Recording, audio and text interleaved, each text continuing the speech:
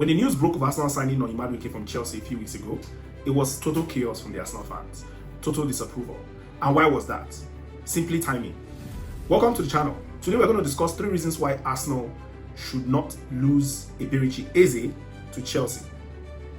Let's jump right into it. If you're new to the channel, please don't forget to leave a like, comment, and subscribe. First reason, Eberechi Eze is an Arsenal man, true and true. He came to Arsenal as a kid, and at age 14, he was released by the club. He obviously didn't cut it into the main team, and it's been his ambition to find a way to prove a point. He had a point to prove. He's been to several clubs and ended up in Crystal Palace, and now is his chance. He's at the prime of his career, 27 years of age, and there's this golden opportunity to correct whatever could have been childhood traumas for him, getting back into Arsenal and proving a point. The Gyökeres deal, as long as it has dragged on, Arsenal are still very much in contention and will likely close that deal, mainly because Gyökeres has said, we're not listening to offers from Saudi, we're not listening to any other club. Arsenal is where I want to go. So Arsenal have that advantage for Eberechi Eze as well. But then there's only as much as a player can do. At some point, if Chelsea are willing to pay the money, he will go to Chelsea or whichever club is willing to match the requirements of Crystal Palace. Secondly, he just fits the system. He's going to be that player who can step in as competition for Martinelli on the left.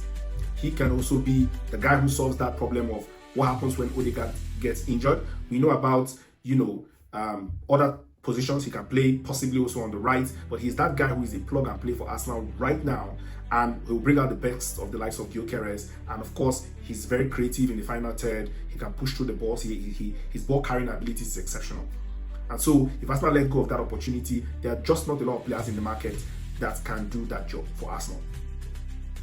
Third reason, it just doesn't make any sense for Arsenal to have spent £52 million on Madueke, and then when it's time to sign that player we actually really need, we come off short and start to explain why we can't close the deal. At the moment, Crystal Palace are asking for in the region of 60-something million. I think his release clause is £68 million.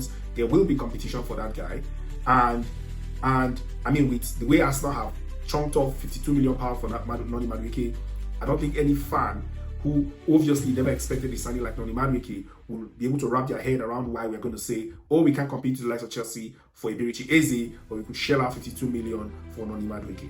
Let me know your thoughts in the comments.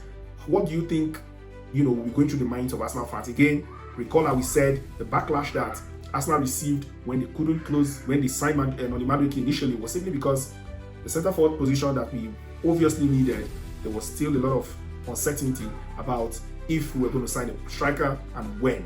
And so just imagine that we signed Gyökeres and closed the deal early in the window. I don't think any Arsenal fan will have needed an explanation from the club as to why they went for Madueke. So let's know your thoughts in the comments. Do you think we need to quickly close this deal for Eberechi Eze? How important is it that we do not let Chelsea snatch him from our grip, simply because how would the fans react to a situation like, oh, you gave Chelsea £52 million and now they have enough funds to sign the player you really, really need? So let me know your thoughts in the comments. Stay tuned for other exciting videos like this on Arsenal transfers and all the transfers going on in this season, and I'll see you on the next one.